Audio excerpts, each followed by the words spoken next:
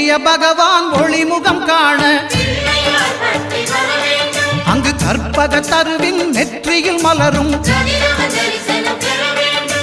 சூரிய பகவான் ஒளிமுகம் காண அங்கு கற்பக தருவின் நெற்றியில் மலரும் இருளை விலக்கி உலகை எழுப்பும் ஞாயிறு அங்கே குடியிருப்பான் அவன் ஆனை முகத்தனின் அடியவர் மனத்தில் ஒளியாய் வந்து கொலுவிருப்பான்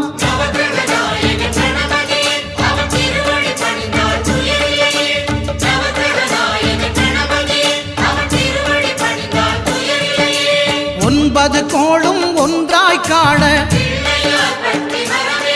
அங்கு கற்பகம் என்னும் கடவுளின் மெய்யில்